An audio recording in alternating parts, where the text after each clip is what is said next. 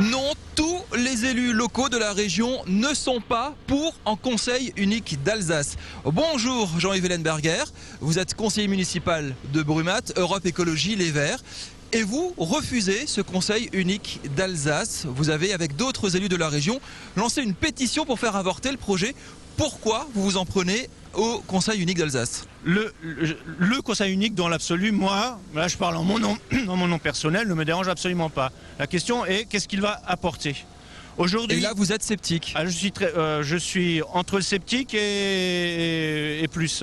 Il est fait notamment mention de transfert de compétences de l'État vers la région. Vous me direz, quel est le problème? Il est explicitement question de transfert réglementaire et normatif en termes de droit du travail pour, je cite de mémoire, pour faire face à des situations de concurrence avec les territoires voisins.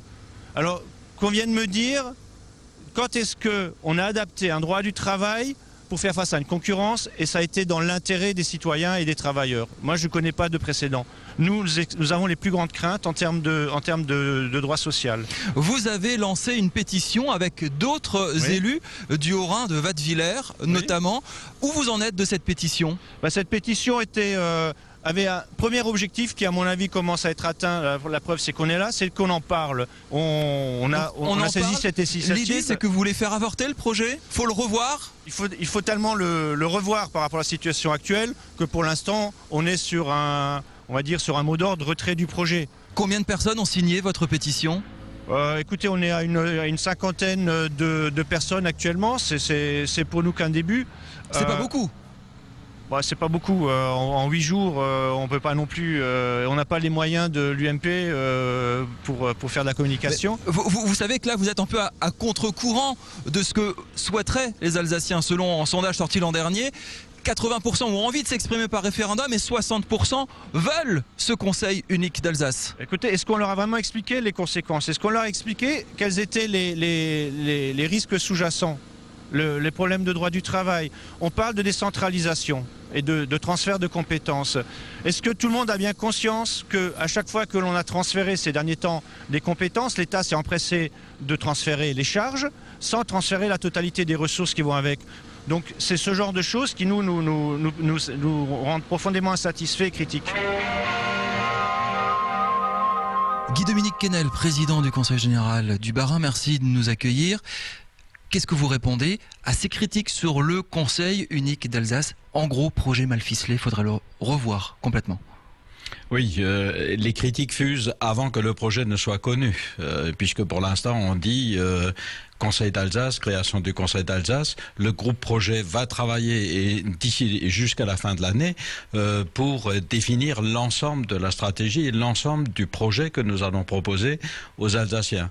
Alors critiquer avant que le projet ne soit connu, c'est un peu facile. Selon certaines personnes, selon ces personnes, celles qu'on vient d'interviewer, il y aurait un flou autour du financement, des capacités de financement, du transfert des compétences État collectivité. Est-ce que là-dessus il y a un véritable flou? Est-ce que tout est financé? Est-ce que tout est noir sur blanc, écrit et prévu?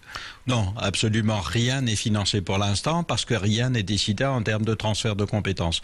Ce sont des demandes supplémentaires que nous allons transmettre à l'État, que nous demandons, que nous exigeons même au travers de cette création du Conseil d'Alsace, des transferts de compétences avec des transferts de moyens, c'est tout à fait évident. Alors, crier avant d'être battu, vous voyez, là encore, c'est extrêmement facile. Construisons d'abord, soyons sérieux et ne commençons pas tout de suite par démolir ce qui n'a même pas encore été construit ensemble jusqu'à présent. Et d'ailleurs, quelle que soit l'issue de l'élection, les deux candidats majeurs, disons, se sont prononcés favorablement à cette création du Conseil d'Alsace. Ne l'empêcheront pas en tous les cas. Vous parlez de campagne présidentielle. J'ai pas l'impression que les collectivités locales sont au cœur de la campagne. On passe un petit peu à côté du sujet. Pourtant, Nicolas Sarkozy, UMP, votre camp a fait une proposition, j'aimerais vous faire réagir là-dessus. Les collectivités locales dépensent trop, il faudrait faire beaucoup plus d'économies. Il a chiffré à peu près à 2 milliards d'économies dans les 5 prochaines années.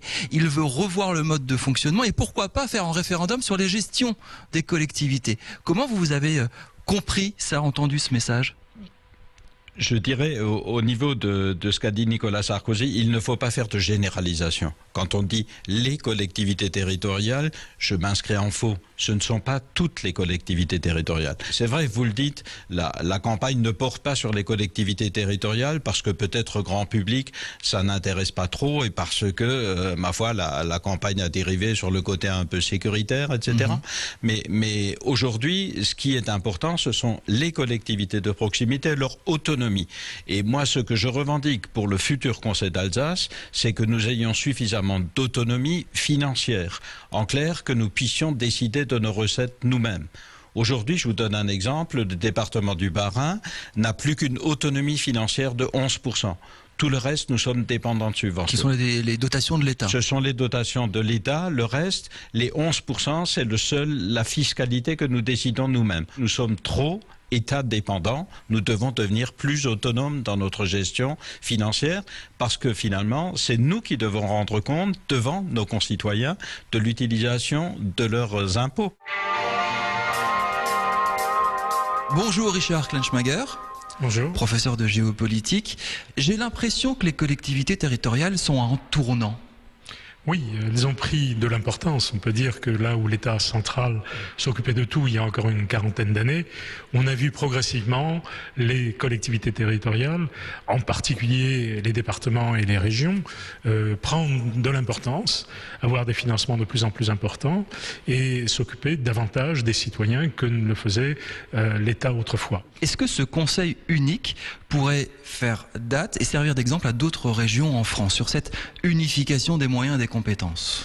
C'est difficile à dire parce que il faut réellement encore, et je pense que les citoyens l'attendent, faire la preuve de l'efficacité supérieure d'un dispositif où seraient associés les départements, ce qui est une vieille idée en Alsace, puisque déjà en 85, Henri Goetschel l'avait proposé, d'associer les départements avec la région. La région qui a plutôt été conçue comme une instance stratégique, qui a un budget infiniment inférieur à ceux des départements, qui est là pour donner des impulsions. Deviendrait-elle le pilote de cette administration de proximité? Je crois que c'est une vraie question. Est-ce que vous pensez que la classe politique alsacienne, quelle que soit l'étiquette, des écologistes, PS, extrême droite, est prête à ça? Je pense qu'il y a un gros problème de maturation. Il y a eu une question de calendrier. On a voulu accélérer à tout prix et en particulier faire en sorte que le nouveau dispositif soit en place avant les élections présidentielles. Philippe Richard n'y est pas parvenu et ce n'est pas de sa responsabilité, c'est le contexte général qui l'a ainsi voulu.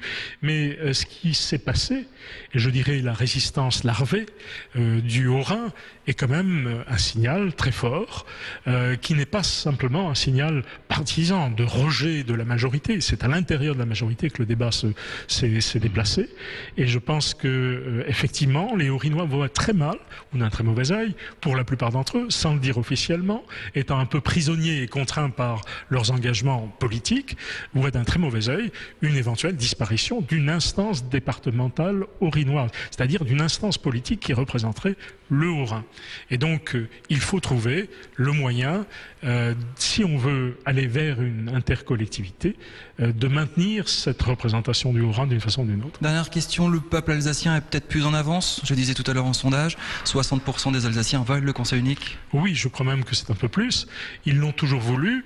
Il faudra voir si référendum il y a, si le Haut-Rhin et le Bas-Rhin se présentent de la même façon. J'ai remarqué qu'aux dernières élections régionales, la liste Richard a fait un score moins bon, nettement moins bon, dans le Haut-Rhin que dans le Bas-Rhin.